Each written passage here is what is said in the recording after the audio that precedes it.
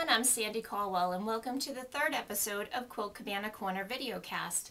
I hope you've had a chance to check out my other 3 videos that are also on YouTube. If you haven't, just search YouTube under Quilt Cabana, and I believe you can spell it as one word or two, and it will get you to my videos. So today, I'm super excited because in my closet I found a tripod, which means that I can show you things with both hands today. So I'm very excited about that. In today's video cast, we will be taking a quick look at 2 of my books that I call the go-to books, which are books that I own that I have purchased, one right when I first started quilting, and the other a little bit later on. And these are 2 books that I always refer back to. So the first one is Quilting 101, and it's a beginner's guide to quilting. And the second one is the Quilting Answer book. You may remember a few, I'd say years ago maybe now, I did review this particular book on my podcast. So you can go back and re-listen to that podcast if you want to hear more about the book. We'll just do a quick review here as time allows. I also wanted to talk to you about a project that I did a few months ago when I was redecorating my first floor.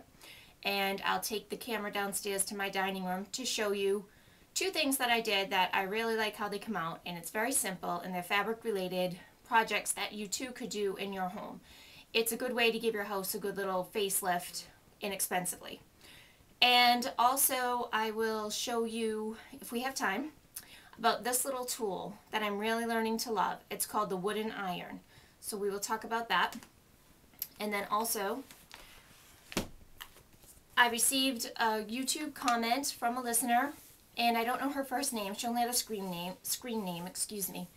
And I think it was 66PMS66 or something.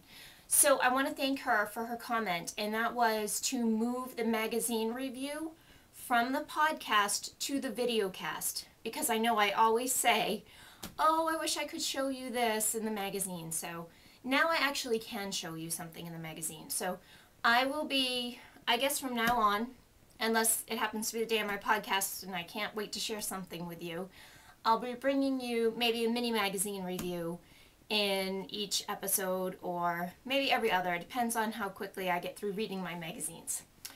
So today I did find a few things in American patchwork and quilting that I thought were really interesting.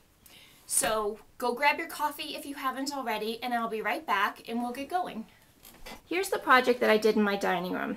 These are fabric panels that are covering canvases, and I used Mod Podge to attach the fabric to the canvas and to give it sort of a shiny look to it. I'll take you upstairs to my studio in a minute and show you a little more closely how I did this. And the other project that I did in my dining room that I wanted to share, and also the reason why I have all these wine-themed things is because my first floor was redone in Tuscan colors, eggplant and sort of a warm gold and something called high prairie green. And the other project that I did to go along with the theme, which was super easy but might scare some people, but really it was very easy, was that I reupholstered the cushions on my dining room chairs. So this is the second time I've reupholstered according to what the theme in my dining room has been. Last time it was blue and yellow flowers, and I had blue and yellow fabric. This is not home decorative fabric. This is just fabric that I really loved when I saw. I love the little grapes and vines. So I purchased it and took the cushions off the chair with a screwdriver. I believe I used an electric screwdriver because it was easier. And I just used the cushion to trace around on to cut around on the fabric, left enough fabric to wrap around the edges, pulled out my staple gun and just stapled the fabric to the underside of the cushion and then reattached them. So here is a piece of the fabric that I used. This fabric had 6 images on the panel. And actually there were 12 because the fabric was 44 inches wide, so there was a second layer. So I had 12 images to choose from. I chose the 4 that I wanted for my dining room project, and I trimmed them down to size. And what I did was use Mod Podge, which is just like a water-based sealer glue finish type thing, and it allows you to attach your fabric to really anything, glass or plastic or canvas. And I just use these foam brushes to apply it. And the canvas looks like this. This is larger than the one I used. I used 8 by 10. Came in 2 to a package similar to this. And this is what the back looks like. And you can see you would just put nails there and you just hang the canvas on the nails. One thing I had to do was to cut some plain colored blue strips to get the edges covered. So I Mod Podged all the edge pieces, which only came maybe to about right here. It wrapped around and then came to about right here. And then I was able to lay my printed piece of fabric over it. And I Mod Podged it over, and then on the edges you just saw that plain blue fabric. And I let it dry overnight, and it came out to the beautiful hangings that you saw in my dining room. The other product that I wanted to show you is called the wooden iron, and this is something I ordered from the Eleanor Burns Quilt in a Day website. I had seen her using it on her show, and I thought, hey, that's pretty cool. I believe it was $4, maybe $4.99, and when I ordered the one that is for right-handed people. They also have a left-handed one. And I suppose that the slant on the left-handed one would be opposite of this. So I hope you can see this. I sort of left this white canvas here because it was a good background to show you. It's angled, it's very lightweight, and I love it because, well, the real use is supposed to be when you're sitting at the sewing machine and you don't want to get up and use your iron, or it's not on, or you just need it, you know, a quick press. But I use it really in conjunction with my iron, because when I'm trying to press my seams to one way or the other, what I do is I go over it first like this, because it really helps to smooth those seams so that your blocks end up more accurate. So as you can see, I just go, trying to do this so you can see it okay, I just go across like this, and it kind of flattens things out, and then I turn around and do it on the other side, like that, and then I go ahead and use my iron. And the other use I have for this is when I'm trying to press open a seam, I like to use this angled edge just to get right in there, and I just go like this and kind of open it first with my wooden iron and then with my steam iron, and I usually burn my fingers off with the steam iron part, so this is just helpful to get things going. Okay, for the magazine roundup, I have the American Patchwork and Quilting June 2012 issue here, and I was reading it last night. I found a few things in here that I wanted to share with you. The first being these really cute pin cushions that are attached on the top of a spool of thread. And the pin cushions were made sort of like a yo-yo flower, cutting the circle and gathering it, and they're stuffed with fiber fill. And I thought how great it would be to give a gift of fabric with coordinating thread and a little pin cushion. I also like this idea, which is hard to see, but what they did was take a neutral color bedspread or coverlet and put it on the bed, and then use their beautiful quilts over that. That way you can switch the quilts out and you don't have to worry that they exactly fit the bed size, because the underlying neutral coverlet will cover the rest of the bed for you. Loved that idea. Another great article in here was on the women of Gee's Bend and how they were teaching a workshop and how they really taught everyone to relax and enjoy the art of quilting, not to worry about designer fabrics and patterns and doing everything just so. This was just really what the title says, instinct over instruction. It's a wonderful article to familiarize yourself with this lovely group of ladies who keep popping up in our quilting world. I liked this. This was on page 29. It talks about using your photos for color inspiration for your quilt projects. Other thing I wanted to share in here, hold on a second. Oh, where are they? These adorable wool pillows. These were made with wool and embellished with rickrack and embroidery stitches. I love the shape of them, and I think they would make great Mother's Day gifts. Also great little holiday pillows.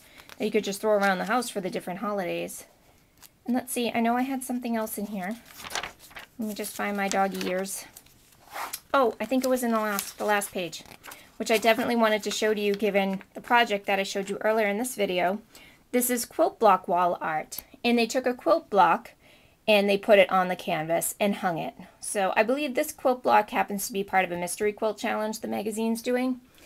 But how fabulous. It's the same idea. You could either Mod Podge it or just wrap the fabric around the sides and staple it underneath. Okay, so we're back here again, and I just wanted to show you this book. It's called Quilting 101, A Beginner's Guide to Quilting.